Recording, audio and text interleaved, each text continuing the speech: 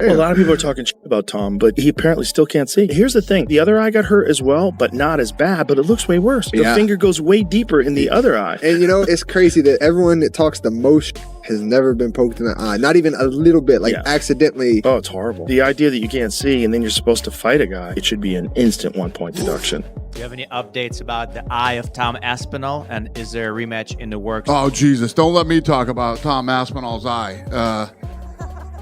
Apparently he's going in for a second surgery or just had it, and by surgery I mean injections. I have no idea. Get a quote from him. God fucking forbid I say something about it. Go ahead. Do you have any updates about the eye of Tom Aspinall? And is there a rematch in the works? Oh, Jesus. Don't let me talk about Tom Aspinall's eye. Apparently he's going in for a second surgery or just had it, and by surgery I mean injections. I have no idea. Get a quote from him. God forbid I say something about it. Go ahead. Jeez. How close did you think you were to... Here's your quote. Catching strays, aren't I? Catching strays in my own living room on a Sunday morning. Joe Rogan recently addressed a surprising rumor suggesting that Tom Aspinall may have been released from the UFC, and the reaction across the MMA community has been immediate and intense. To be clear, nothing has been confirmed by the organization. There hasn't been any official announcement. But after Dana White's recent remarks downplaying Aspinall's eye injury, along with weeks of tension, cold treatment, and what many see as public disrespect, fans have started putting the pieces together. At this point, many believe the situation goes beyond health concerns. They see it as personal. Rogan didn't directly validate the rumors, but his response spoke volumes. He openly questioned how the UFC could even consider moving on from someone like Aspinall, describing him as one of the most dangerous, athletic, and complete heavyweights the division has had in years. And that's where the debate really starts. Because by most accounts, Aspinall did everything the right way. He accepted fights on short notice. He served as a backup champion when needed. And he stayed patient while the John Jones situation kept the division stalled for more than a year. He took the sleepy fight and then went running. And we have wasted so many fucking months, and all of it for what? For John Jones to eventually get to the point where the UFC were like, are you going to fucking fight or not? And he's put a fucking tweet out to retire. That's what all of this was for. A fucking tweet. Oh, and a press conference in Azerbaijan. John Jones called us last night and retired. John Jones is officially retired. Tom Aspinall is the heavyweight champion of the UFC. It's honestly a disgrace that this is how Tom Aspinall wins his heavyweight world title when Jones never beat anyone who was the champion either. Jones was never any more of a champion than Tom Aspinall was. But for him to be announced as world champ like this, it's just not right. And when you look at the star that Tom Aspinall could be, the amount of fights he could have had in all of this time, and the fact that he's just patiently sat there and wasted months and over a year of his career in his prime because John Jones might want to fight him. What a disaster this is. And I can't believe that it's taken the UFC this long to figure that out. And I get it on the one hand because they're trying to give the fans what they want.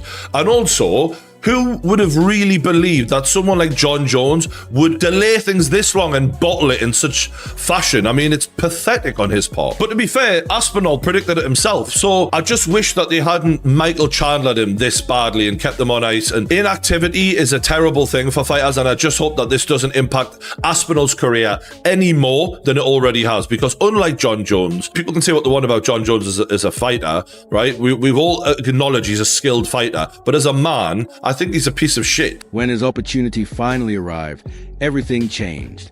A serious eye injury forced him out, the kind of issue medical experts say could cause lasting damage if he returns too soon. But instead of backing him, the support never came. Rather than protecting one of their top heavyweights, it felt like the situation was brushed off and minimized. That's why this rumored fallout has left such a bad taste for many fans. Dana White's recent comments didn't sound like simple frustration. They came across as personal. There were jokes about injections and no real explanation about the severity of the injury. For a fighter dealing with something that could impact his eyesight, that kind of response didn't sit right with people. And just for everyone wants to know as well, obviously, you've been pretty clear in what you've said. Back to Cyril, but surgery now is the focus, and then we'll kick on to 2026, right? That's the plan. That's the plan. By the time this is going out, They probably have had surgery on one side already. Next surgery's coming mid-January, so we're working towards getting back, and that's the plan. It was really bad how it looks, and he said you can't train your eyeball to be stronger. Here's what it is: protection here and here, but he obviously got no protection because the fingers were straight in. The fight should have been stopped. He couldn't see. It was a foul. He couldn't see. Then you can't fight. You know, if he'd have got knocked out with a head kick next, then it would have been worse. I don't know. And then he said, sometimes when your eyes here like that, it can become displaced and stay there. And they did a few tests on that, and they said it doesn't seem like that. And his vision on the eye that's the best eye, his eye wasn't following properly, so the muscles weren't working strong enough to go this way. This one just wasn't working that good at all. So we've got to have additional tests further this week, and Moyes is sorting the tests out for us, and he's got to have a CT scan. He got fingered, 2 in the eyes. One of his fingers even went in his mouth. It was deep.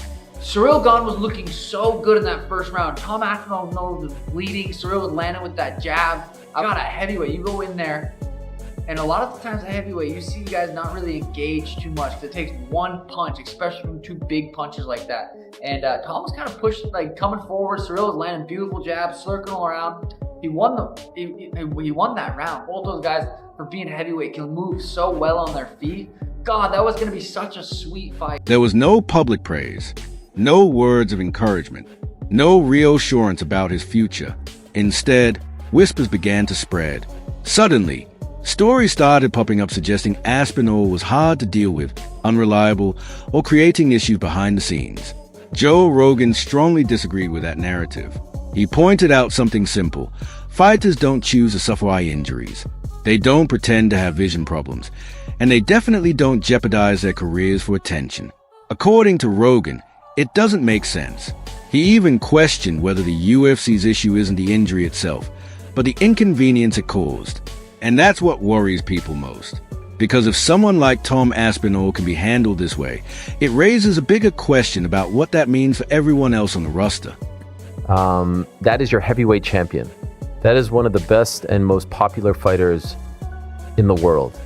And the reaction is, jeez, don't let me say anything about him. Last I heard, he had a couple surgeries, well, injections. Like the whole thing felt dismissive. The whole thing felt like he doesn't really believe it. If I'm being 100% honest, if I am to read his body language, and he will 1,000% say, that felt very dismissive. That felt like someone who didn't believe that his heavyweight champion was actually going through something. Anyone feel otherwise? No, it was exactly that. And by surgeries, I mean injections. That's like a direct shot at him. Yes. Oh, God forbid I say something. Yeah, no, that's like flip it. It was just, if I'm Tom Aspinall sitting there, I'm like, man, what did I do to this guy? All I've done is stepped up to the plate, and I got poked in the freaking eye. And you think I want to get injections for fun? Do you think Tom Aspinall is injections or not, surgery or not? Do you think he's doing this for fun? And the world has no idea how much his life has changed as a result of all of this. Do you think he's doing this for fun? Do you think he's doing this to prove a point to all of you who thought he was faking? It's absurd to me. He could have easily answered that question like, to be honest, he's just working through things. Hopeful he'll be back. Wishing him the best. We'll be here when he's ready to come back. Like what? Why did it have to be that?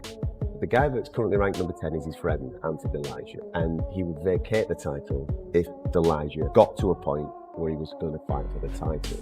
I hate that, Tom saying I'd vacate if he fought. It's even silly to talk about that when a guy's ranked at number 10. At this point, it feels like the issue goes beyond health concerns and starts looking more like a battle for control. On one side, you have a champion who understands his value and refuses to return before he's fully healed. On the other, a promotion that doesn't always respond well when its authority is questioned. That contrast has shifted the conversation. Fans aren't just talking about recovery timelines anymore. They're wondering what happens next.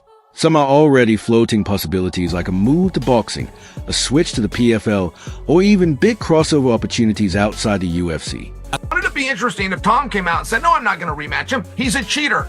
Why would I rematch a guy that already cheated, that violated not one of my eyes, but both? I gave him his chance. He chose to cheat, and I'm going to move on. If Tom took that stance, which he's not going to do, I'm saying, but for fun, I think he'd have a lot of people that supported him. For some reason, Surreal has come out of this thing with his hands clean.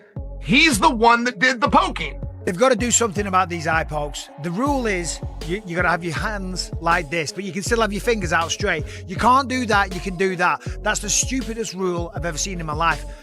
Make a fist. Simple as that. You're throwing punches, and yeah, you got to parry shots, but you just got to unbend your fingers. It's really not that hard. This is a stupid rule. Only Tom knows what happened. Could he see? Couldn't he see? Could he continue? I can't make people fight if they feel they've been injured. After the Jones fight, a lot of people wrote Cyril Gane off. He looked damn good tonight. I mean, he had Tom bloodied up, and Tom didn't want to continue in the fight. The rematch is very interesting. Think about Dana White saying Tom didn't continue. Tom didn't want to continue in the fight, so. And then also, who gives it to eye pokes? Who gives it? Well, listen, I didn't continue. I'll tell you why I didn't continue. Because I'm not a dummy. Like, I'm not going to go out there and fight one of the best strikers in the world if I can't see. I know, as an MMA fighter, look, things are going to happen in the fight that compromise you. Go back and watch my fight with Arlovski. The end of the first round, he punched me right in the eyeball. Final 20 seconds of the first round. Oh, big right from Arlovski. For the rest of that fight, I couldn't see him out that eye. That's fine. If you get punched or kicked in the eye, that's fine. But if you get a double eye poked in both eyes and you've got no vision because of a foul, why should I carry on so some dummy can look and say, oh yeah, Tom just got knocked out? Because I ain't going to fight if I can't see anything because of a foul. So they've announced this White House UFC fight. Can we expect to see you on the card?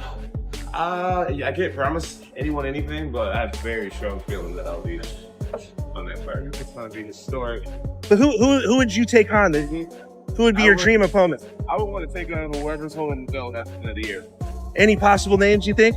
Well, no, I mean, as of right now, the champion is Tom Aspinall, but we'll see who's the champion at the end of the year. It'd be only fitting to have an American guy fight for the championship that night. I'd be willing to put it all on the line. Nice. I'd be interested to see if he wins his next fight. Cause what's the rumor? Cyril Gane? Cyril Gane, supposedly. There's a video that hasn't gone viral, but one of his losses, he was very much an adult. I believe already a black belt, and he was taken down, and the guy twisted his ankle. He had no defense. He tapped so quickly. There was no.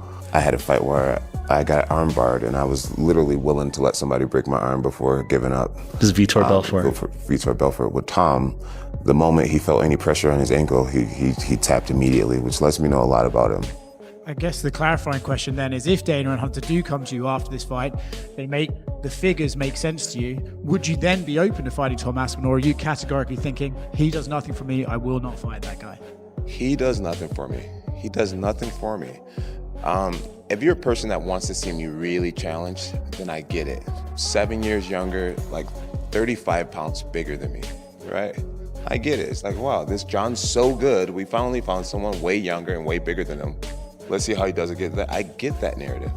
But for me, if you were my manager, if you were on my team, why not fight against Pereira, a guy who's the same age as you, and we walk around the same exact size? Business-wise, it makes more sense.